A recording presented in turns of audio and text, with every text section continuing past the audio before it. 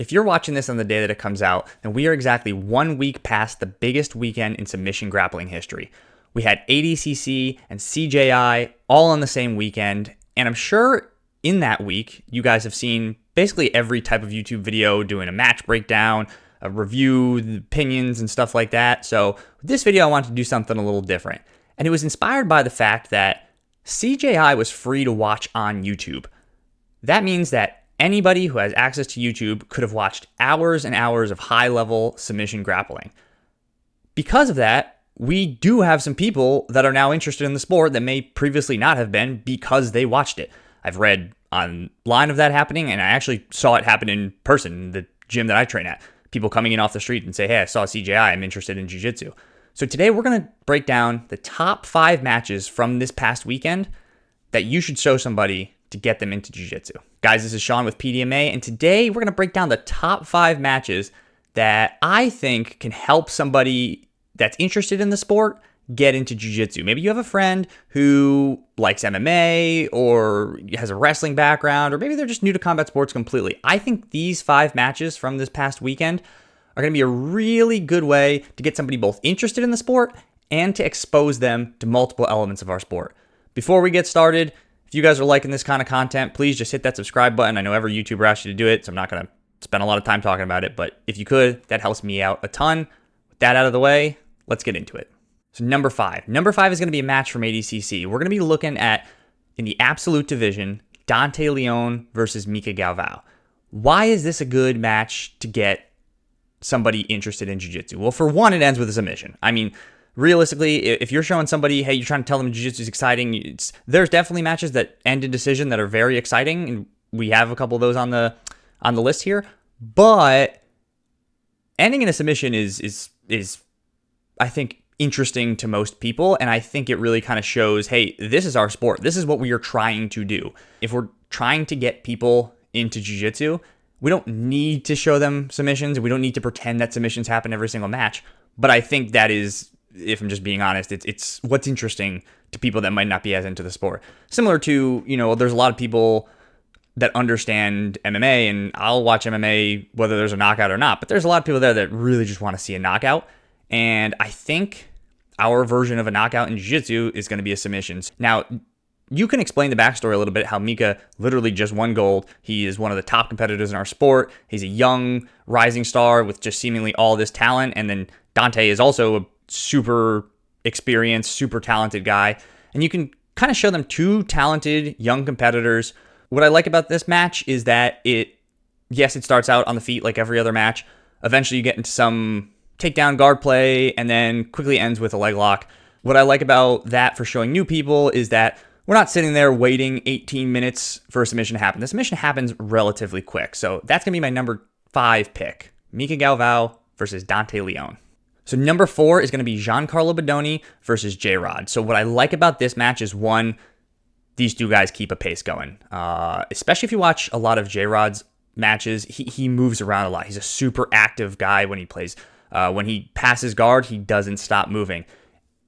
And on the flip side, what I like about that is there are times in this match where Jay is doing exactly what he wants to do. He's moving this, that, the other thing. And then there's times where you can watch somebody like Giancarlo Bodoni, how talented he is. He can actually slow somebody like J-Rod down.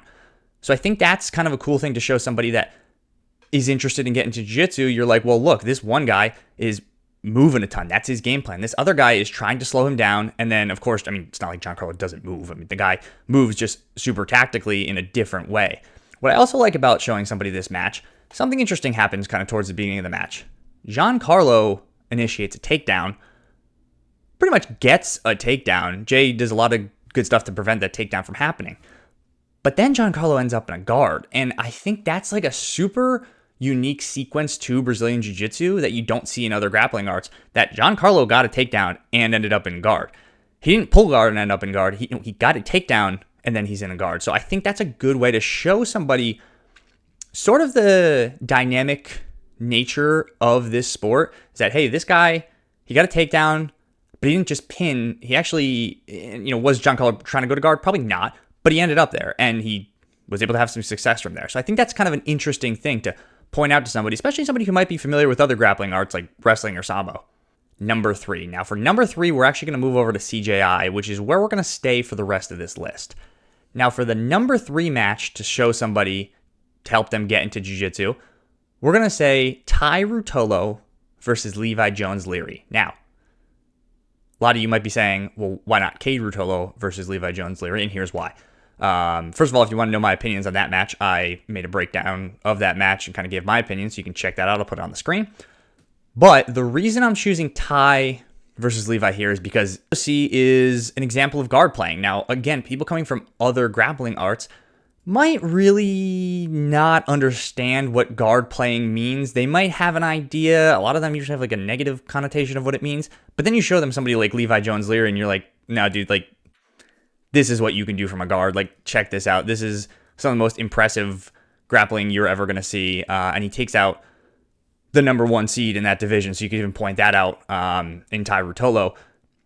So I think this is a really good match to be like, hey, you might have an idea of what guard playing looks like. Well, check this guy out, because I mean, this is what active guard playing looks like. This is what aggressive guard playing looks like, and this is just some of the best guard playing in the sport. Now, my number 2 pick here, again, we're going to stay in CJI. I'm going to say Ffion Davies versus Mackenzie Dern. So one reason we could show them this match is because some people coming over from MMA might be familiar with who Mackenzie Dern is, and putting a familiar face in front of somebody can get them interested, get them, okay, I'll sit through this match. I know who Mackenzie Dern is. And that's not the only reason I chose this. I chose this because Ffion Davies, to me, in my opinion, is a master of her craft. She is one of the best jiu-jitsu practitioners we have on this planet currently. She's just, you know, she's an example of pure good jiu-jitsu. She's taking on somebody who has a very extensive history in jiu-jitsu. I know coming into the super fight, a lot of people associate Mackenzie Dern with being an MMA fighter, and that's what she is. And she has some great Brazilian jiu-jitsu that she uses in the UFC. She has a pretty extensive history with ADCC. And yes, she might not have been practicing pure jiu-jitsu as much leading up to this match. I mean, she had a MMA fight 2 weeks before. But all that aside, the reason I would show this to somebody to help get them into jiu-jitsu is because you get to see a master at action. Now, obviously, everybody in these tournaments is world class. But Ffion, I mean, after she got that takedown, you just get to watch her execute some of the most pure jiu-jitsu you're ever going to see. So that's why I think you should show somebody this match. I think you should say, like, hey, you want to see, there's levels to this stuff. And she's fighting a former world champion, and this is what she's able to do to her. And just watch her execute on her pure jiu-jitsu technique. And again, and with a sub, that always helps. And the number 1 match that I think you should show somebody to help them get into Brazilian Jiu-Jitsu is Craig Jones versus Gabby Garcia. Now, what's great about this one is that it appeals to both genders. You can show a man, you can show a woman. Just kidding, obviously. The number 1 match that I think you should show somebody is going to be Cade Ruotolo versus Andrew Tackett. Now, that shouldn't really come as a surprise.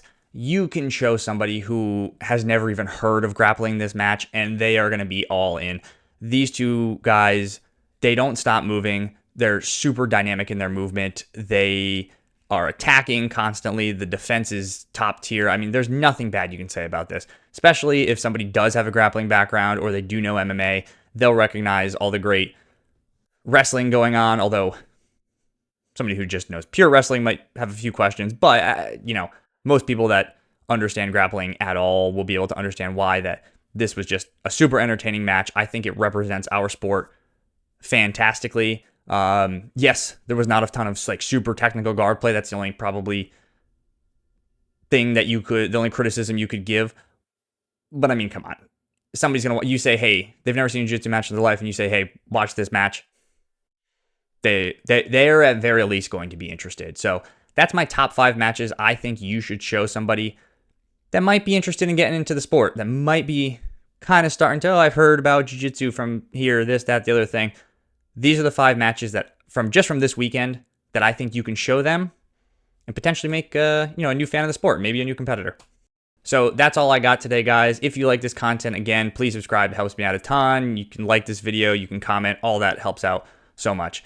If you like the style of this content, I am very active over on Instagram. You can follow me at People Doing Martial Arts. If you want to support the channel, you can also head over to pdmastore.com, which will be linked below. You can get cool shirt like this with the UFO on it, hat with an alien. Aliens are kind of my thing. Got some like non-alien merch too. This camo hat here. So any of that, if you guys want to go check that out, I would really appreciate it. But with that, I'm going to sign off and I will see you guys next time.